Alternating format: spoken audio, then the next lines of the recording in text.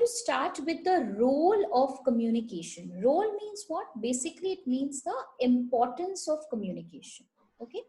Till now, why communication we needed? What is the process and elements of communication we learned? Now, role of communication. Why is communication so essential? Why is it so important in a commercial organization? The whole thing, if you look at all the pointers, it is from the point of view of business, that how communication is very, very effective in a business. Okay. First and foremost, remember, we as human beings, we are social animals. We need to communicate. We cannot stay without language, without body movements, without talking. So communication, obviously, okay, Kaustav has also come in. Communication has become indispensable to the success of business today. In fact, it is, you can say that an organization is nothing but a goal-oriented group. Okay. Why? Good morning, ma'am. Good morning, Kaustav. Late today? Yes, ma'am. The history class like ma'am left late, so I'm late. Yeah, but others have joined in. Try to be a little on time, right? Okay, doesn't matter. My Let's phone continue. had some issue, that's why. Yes, Kaustav, sorry. You My want to phone say had something? some issue, that's why. Okay. Right. Right. So first and foremost, we were talking about how communication plays a very important role in efficient planning. Planning means what? What is planning, class? Anyone can add? When I say I have to plan this activity, what is the meaning of planning? Ma'am, planning means deciding the future. Correct. And what You you're are going to do in the taking future. a decision for the future. That means right decisions need to be taken at the right time. That is planning. So the quality of managerial decisions, when a manager is taking decisions in his business, it will depend largely on the quality of information that is being given at a particular point of time. Such information will be available to the whole organization, to the whole system, through effective planning. If proper planning is done in advance, and how is the manager going to communicate? How is he going to undergo effective planning? Through decision making. He's going to pass on all the information. He's going to create a structure of all the goals, the rules, the regulations, what is expected of the subordinates. Everything he's going to plan out in advance, and that can easily be done through effective communication. Second important pointer which I'm looking at is training and development. Communication is very, very essential for the orientation and ongoing training of both the workers. Today, if I am a new employee in an organization, I have just joined the organization, I don't know anything about it. I need to undergo effective training for it. I need to understand what kind of training measures are needed, or how I'm going to learn the job, what expertise is provided to me. All this can be done through what? Through effective communication. So if communication is effective, the technological advancements are good, then training and development both can be given to make the laborers, to make the workers very skillful in the organization. Communication builds both the motivation as well as the morale of your employees. Costa, please pay attention. Right. So let's look at how does communication, why you think communication can build motivation and morale of the employees? How is communication playing a role in building the motivation and morale of the employees? Can anyone say? Ma'am, because when like a manager or a boss of a company speaks to their employees, he can communicate with them and give them motivation to do their work. Correct. Say giving, like very simple things. Wow, this project is excellent. You have done so much of effort. We really like your work. Maybe in the near future, a promotion will be given. So very some few words which the managers speak can build the motivation and morale of their employees. And they will be motivated to work much and much better. Then we come to coordination and teamwork. Melvin, can you tell me the meaning of the term coordination? What is coordination? Ma'am, coordination means together, teamwork. Together. Okay. And anything else anyone can add on? What is coordination? Ma'am, Yes, to Ma'am, interact in a right way. right. So coordination basically means teamwork. Okay. Neha raised her hand. Yes, Neha, you have to say something. Tell me, Neha. Neha, you raised your hand. You want to add on something? Okay, then let's continue, please. Coordination means nothing but unifying and integrating the efforts, doing things in unison with each other. Okay, integration, that is coordination. So when you're unifying the objectives, when each one is working together, as I said, an organization has many departments. They all have to work in coordination with each other. The sales department, the production department, the finance department, there's proper teamwork needed. And when they all work as a team, they all work in unison with each other, then only the goals of specialization will be facilitated.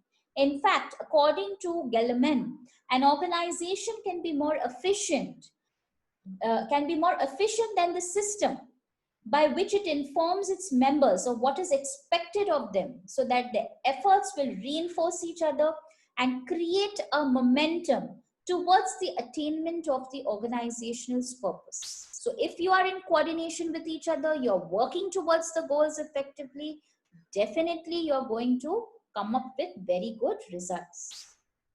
Then comes leadership. What is the meaning of leadership? Can anyone add on or try? What is leadership? Ma'am, leadership is like a quality of telling everyone the right thing and putting them in the right place and leading them in a way to make profits.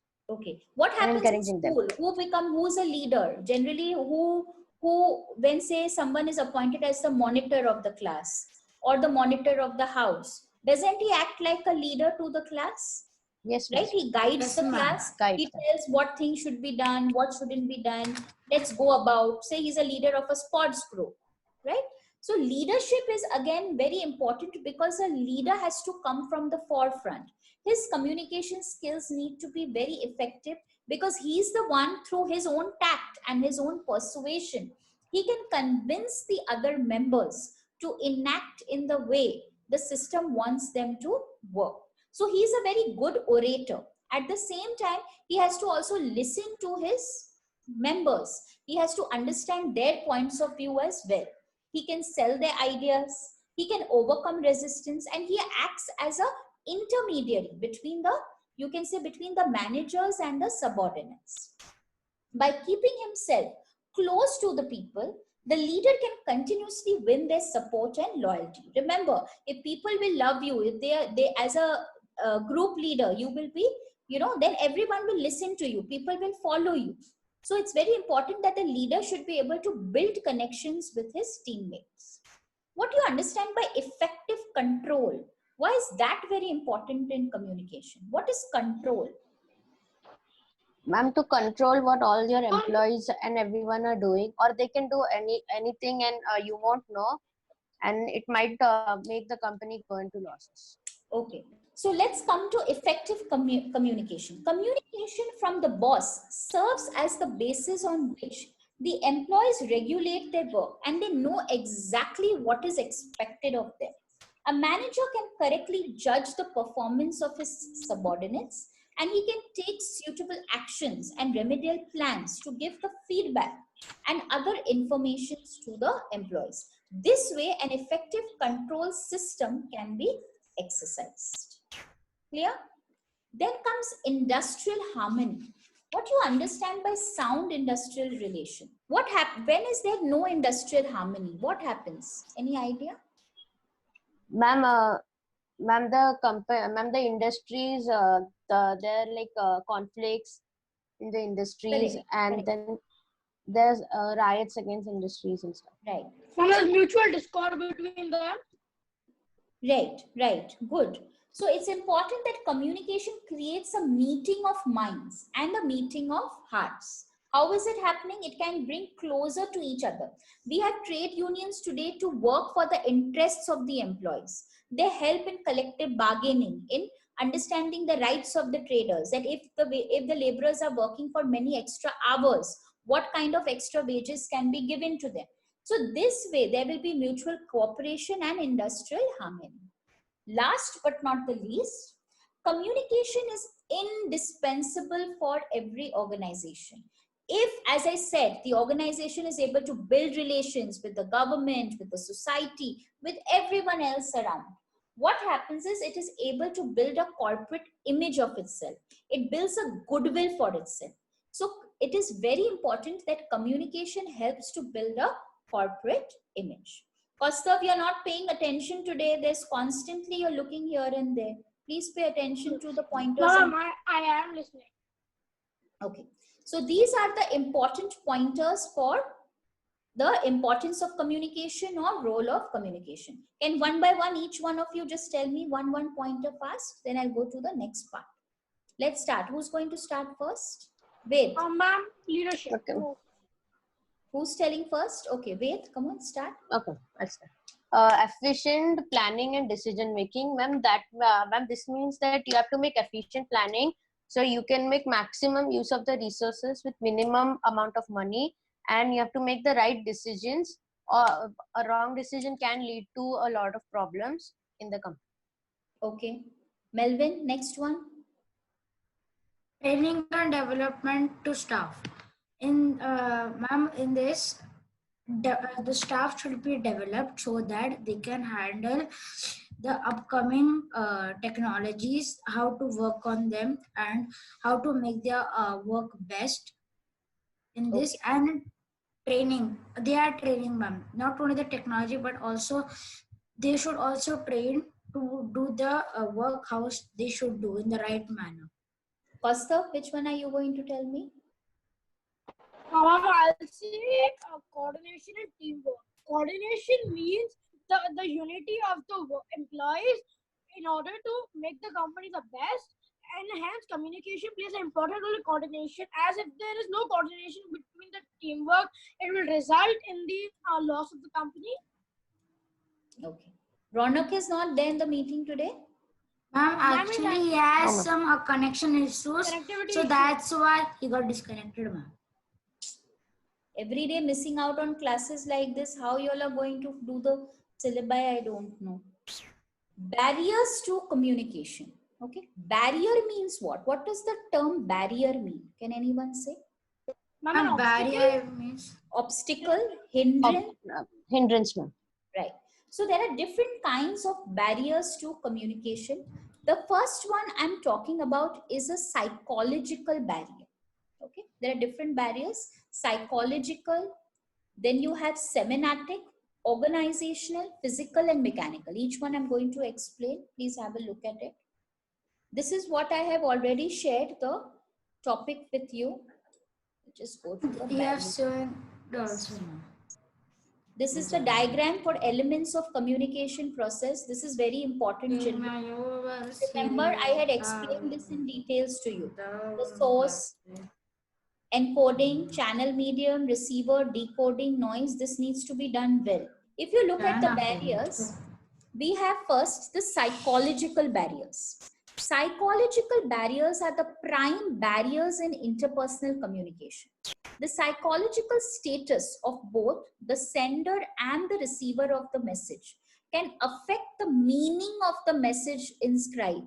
When I am saying something, you may interpret it in a total different meaning. This is nothing but a psychological barrier.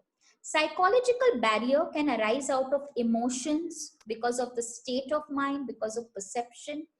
When say your mother is trying to communicate something, she's trying to tell you something, but you're angry or you're crying or you're in depression, what happens? Will the communication take place? No. So emotions kind of, you can say, they break the communication flow. Even the state of mind or the psychological makeup of an individual, they act as barriers to communication. A person of suspicion or hostile nature may like to read between the lines and ascribe a distorted meaning to the message. Sometimes even the past experience of the receiver acts as a barrier, right? How does this happen? Distorting the message means what? I am giving a message in one manner, but you are taking the meaning in some other manner. So you are kind of distorting the message, right? So state of mind, your perception, what you're thinking, perceptual distortion also causes a breakdown. For example, if you do not trust someone, you feel that person is always saying wrong. Okay, say someone whom you always have a fight with. Okay, if that person even tries to tell something to you, you will never believe him, because this is your perception about him. It happens or not with each one of us. So we receive a message from a person we hate or we do not trust. Immediate reaction will be disagreement. You will feel, no, this person is wrong only. It happens or not? Correct? Okay. The second important barrier, okay, then part D is tendency to evaluate. What is the meaning of tendency to evaluate? What do you understand when I say that there is a tendency to evaluate this person? Pastav, can you say? I'm describing them, maybe analyzing them. Analyzing them. Evaluation is basically, communication requires a lot of open mind. You should be willing to take things. Most of us tend to evaluate or judge something even before listening to the other person, before understanding the message which the other person is giving, right? Pastav, I don't think so. You are in the class. Your attention today is somewhere else. Please pay a little more attention to what I'm explaining. This tendency of premature evaluation acts as a barrier to communication. So the tendency to evaluate is also very important. Inattention, lack of attention, which happens when you're speaking, the other person is not giving attention to you. So lack of attention is another problem in communication. For example, many students in a class, they fail to receive the teacher's lecture because they were merely absent when the teacher was teaching. So if when the teacher is trying to explain something, you're supposed to pay attention and understand what the teacher is trying to say. Otherwise, there will be a barrier and you will not get the point across. Semantic. Anyone knows the meaning of the term semantic? What is semantic? Logic. Yes? Logic. Something No. Semantic. Something related to science and the meaning of the words.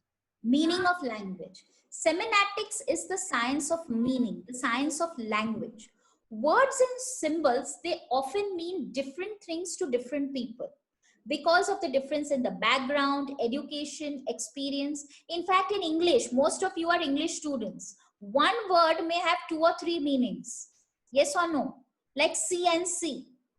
So what happens is, if the words are not interpreted in the correct manner in which the sender wanted to send, and then what will happen? Receiver will distort the message. He will not be able to decode the message properly. Also, it happens because people are coming from different languages, different backgrounds, different religions. Say in Hindi, one word means something, but the person is from Gujarat or from Rajasthan. For him, that word means something else. So automatically it will create a semantic barrier. So when the sender and the receiver of the message ascribe different meanings to the same message, then communication breaks down. Then comes organizational barriers. What are organizational barriers? Anyone? What are organizational barriers? In an organization, I told you, there are many levels in the organization. There is a scalar chain. There are long lines of communication and several layers of authority. Because of which, when the message, okay, it passes through the several layers, it kind of gets distorted. How many of you have heard about Chinese whisper? Or played ever? Chinese whisper? I have heard. What happens when we give one message? Ma'am, even I have. By the time the last person says, does the same message come out? It gets sometimes distorted. Most of the times yes, it gets distorted. That's what happens in an organization. Say you have different levels. You have the, say the subordinates, then you have the employees, then you have the managers, then you have the heads, then you have the superiors. Like that, there is a high authority. By the time the actual message which the superior had given and it reaches to the lowest level, it gets distorted. So this is a real problem of communication. Heavy pressure of work on particular levels block the communication. Status, Again, status, position is nothing but organizational barriers.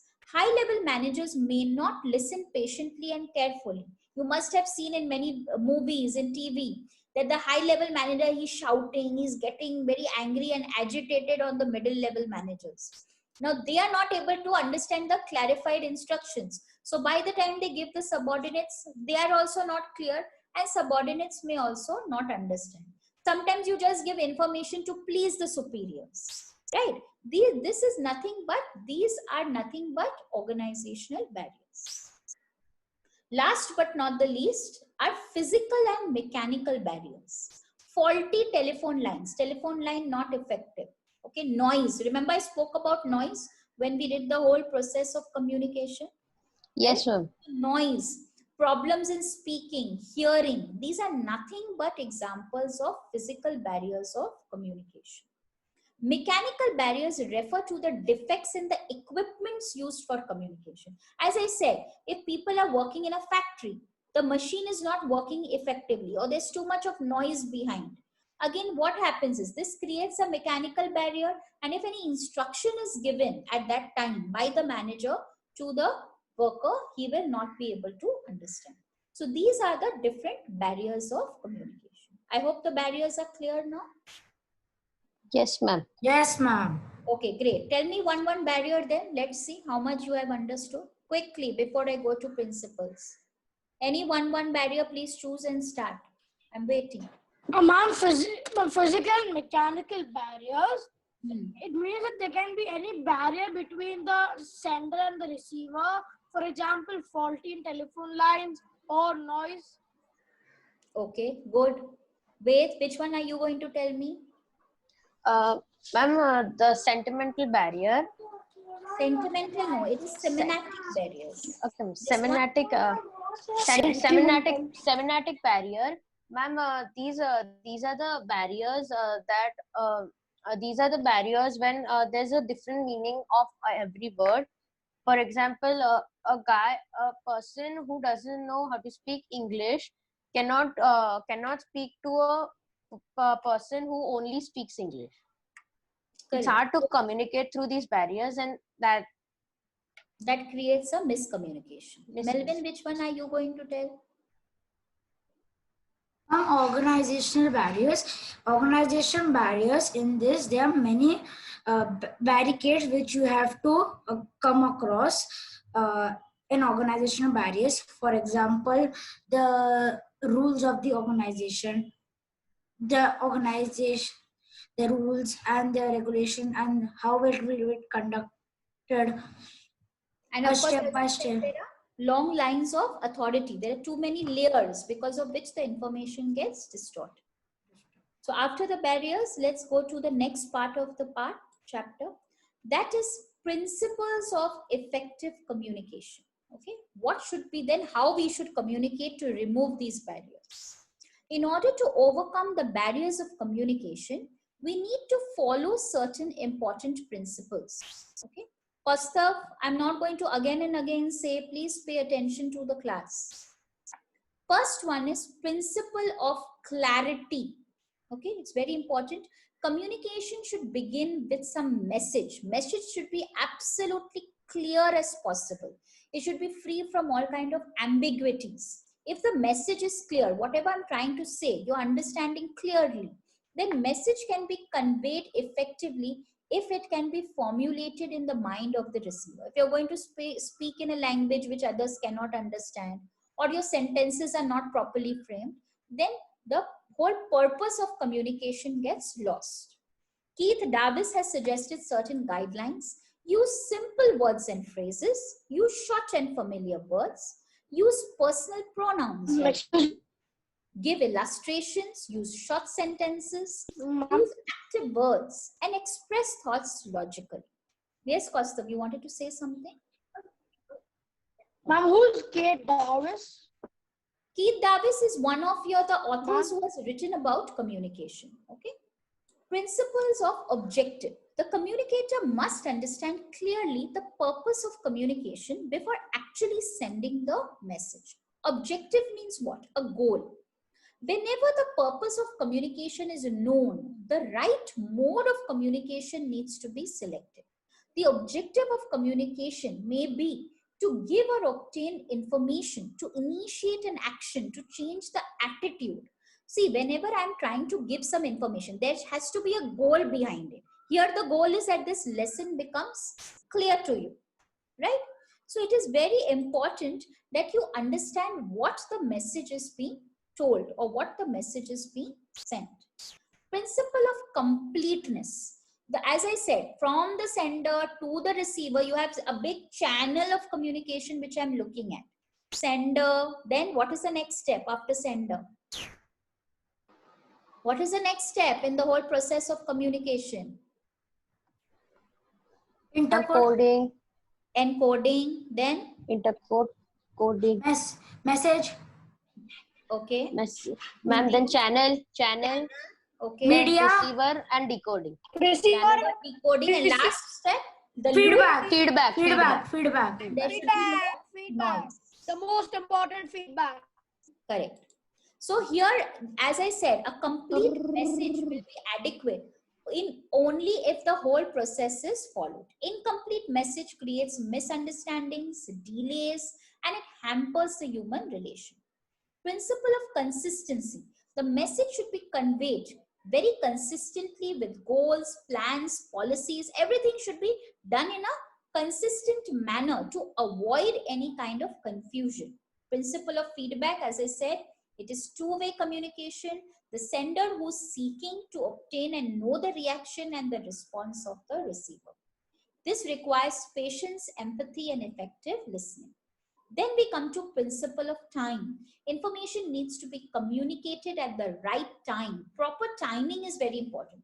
The meeting is today. I'm going to inform you tomorrow. Friday is a meeting. Will it have any, the whole means of communication, will it be fulfilled?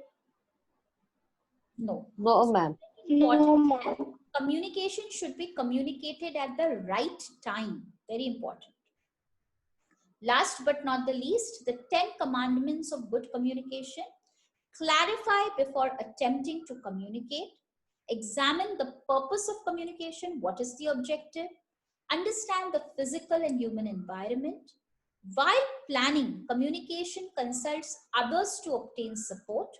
Consider the content, the overtones, what the message is exactly trying to give. Whenever possible, communicate something that helps or is valued by the receiver.